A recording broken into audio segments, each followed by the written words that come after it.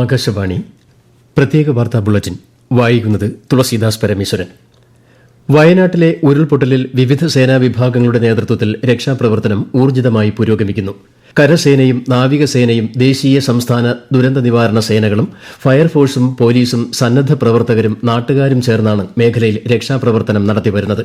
ഫലപ്രദമായ തിരച്ചിലിന് ഡോഗ് സ്ക്വാഡും എത്തിയിട്ടുണ്ട്. മുണ്ടക്കയിൽ സൈന്യത്തിന്റെ നേതൃത്വത്തിൽ ബെയിലി പാലം നിർമ്മിക്കുന്നതിനുള്ള പ്രവർത്തനങ്ങൾ അവസാന ഘട്ടത്തിലാണ്. പാലത്തിന്റെ നിർമ്മാണം പൂർത്തിയാകുന്നതോടെ രക്ഷാപ്രവർത്തനം ദ്രുതഗതിയിലാകുമെന്നാണ് പ്രതീക്ഷിക്കുന്നത്. ഇന്ന് മഴയ്ക്ക് അല്പം ശമനമുണ്ടെങ്കിലും പ്രതികൂല കാലാവസ്ഥ രക്ഷാദൌത്യത്തിന് വെല്ലുവിളിയാകുന്നുണ്ട്.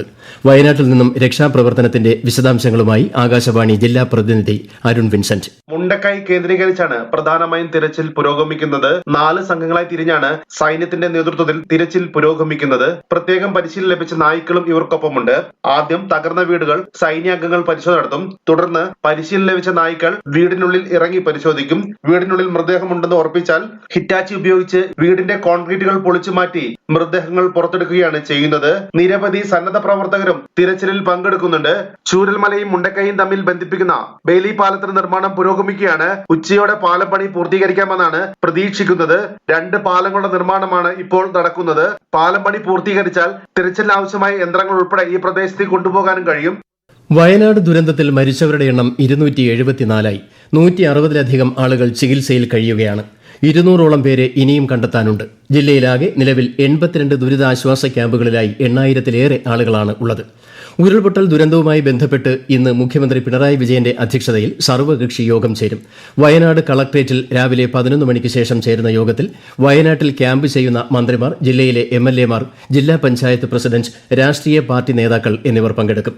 ദുരിതാശ്വാസ ക്യാമ്പുകൾ പ്രവർത്തിക്കുന്ന സ്കൂളുകളിലും മുഖ്യമന്ത്രി എത്തും. തുടർന്ന് മുഖ്യമന്ത്രിയുടെ അധ്യക്ഷതയിൽ ഉദ്യോഗസ്ഥരുടെ യോഗവും നടക്കും. ലോക്സഭാ പ്രതിപക്ഷ നേതാവ് രാഹുൽ ഗാന്ധി ഇന്ന് വയനാട്ടിൽ എത്തും. ദുരിതാശ്വാസ ക്യാമ്പുകളിലും ആശുപത്രികളിലും അദ്ദേഹം സന്ദർശനം നടത്തും. കോൺഗ്രസ് നേതാവ് പ്രിയങ്ക ഗാന്ധിയും രാഹുൽ ഗാന്ധിയെ അനുഗമിക്കുന്നുണ്ട്. വയനാട് ഉരുൾപൊട്ടൽ ദുരന്തബാധിതർക്കുള്ള സഹായമായി മുഖ്യമന്ത്രിയുടെ ദുരിതാശ്വാസ നിധിയിലേക്ക് കഴിയുന്നവരെല്ലാം സംഭാവന നൽകണമെന്ന് മുഖ്യമന്ത്രി പിണറായി വിജയൻ അഭ്യർത്ഥിച്ചു.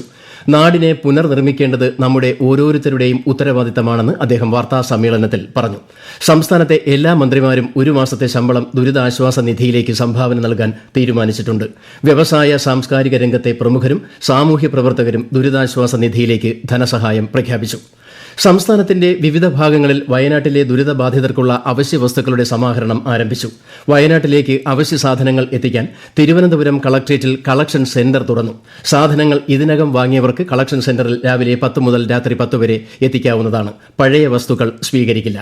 വയനാട് ജില്ലയിൽ ശക്തമായ മഴയ്ക്കുള്ള സാധ്യത കണക്കിലെടുത്ത് ഉരുൾപൊട്ടൽ സാധ്യതാ പ്രദേശങ്ങളിലും മുൻ വർഷങ്ങളിൽ ഉരുൾപൊട്ടിയ പ്രദേശങ്ങളിലും ഉള്ളവർ ജാഗ്രത പുലർത്തണമെന്ന് വയനാട് ജില്ലാ കളക്ടർ അറിയിച്ചു.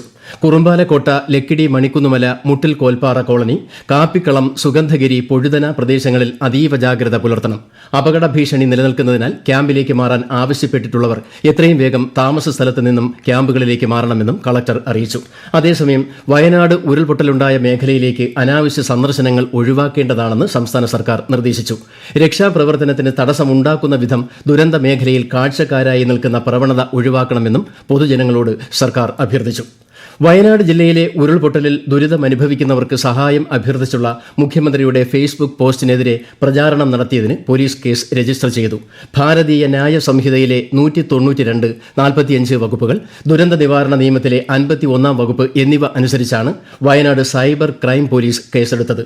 സാമൂഹ്യ മാധ്യമമായ എക്സിൽ കോയിക്കോഡൻസ് 2.0 എന്ന പ്രൊഫൈലിൽ നിന്നാണ് പോസ്റ്റ് പ്രചരിപ്പിച്ചത്. തെറ്റിദ്ധാരണ പരത്തുന്ന തരത്തിൽ ഇത്തരം പോസ്റ്റുകൾ ഇടുകയും പ്രചരിപ്പിക്കുകയും ചെയ്യുന്നവർക്കെതിരെ ദുരന്ത നിവാരണ നിയമപ്രകാരം കർശന നിയമ നടപടി സ്വീകരിക്കുമെന്ന് പോലീസ് അറിയിച്ചു. വയനാട്ടിലെ ഉരുൾപൊട്ടലും മറ്റ് ജില്ലകളിലെ ശക്തമായ മഴയും കണക്കിലെടുത്ത് പകർച്ചവ്യാധികൾക്കെതിരെ ജാഗ്രത പാലിക്കണമെന്ന് ആരോഗ്യമന്ത്രി വീണ ജോർജ്. എലിപ്പനി സാധ്യത മുൻനിർത്തി വെള്ളത്തിലിറങ്ങുന്ന സന്നദ്ധ പ്രവർത്തകർ ഉൾപ്പെടെ പ്രതിരോധ ഗുളികയായ ഡോക്സിസൈക്ലിൻ കഴിക്കണം. എല്ലാ ആശുപത്രികളിലും അവശ്യ മരുന്നുകളും ആന്റി സ്നേക്ക് വെനവും ഉൾപ്പെടെ ഉറപ്പാക്കാനും മന്ത്രി നിർദ്ദേശം നൽകി. രക്ഷാ ദുരിതാശ്വാസ പ്രവർത്തകർ ഗ്ലൌസ്, മാസ്ക്, ബൂട്ട് മുതലായവ ധരിക്കേണ്ടതാണ്. സംസ്ഥാനത്ത് ശക്തമായ മഴ തുടരുമെന്ന് കേന്ദ്ര കാലാവസ്ഥാ വകുപ്പ്. എറണാകുളം മുതൽ കാസർഗോഡ് വരെയുള്ള 9 ജില്ലകളിൽ ഇന്ന് മഞ്ഞ ജാഗ്രത നൽകിയിട്ടുണ്ട്. അടുത്ത മണിക്കൂറിൽ മലപ്പുറം, കോഴിക്കോട്, വയനാട്, കണ്ണൂർ, കാസർഗോഡ് ജില്ലകളിൽ ശക്തമായ കാറ്റിനും മഴയ്ക്കും സാധ്യതയുണ്ടെന്ന് കേന്ദ്ര കാലാവസ്ഥാ വകുപ്പ് അറിയിച്ചു. പ്രത്യേക വാർത്താ ബുള്ളറ്റിൻ കഴിഞ്ഞു. അടുത്ത വാർത്താ പ്രക്ഷേപണം 12:30.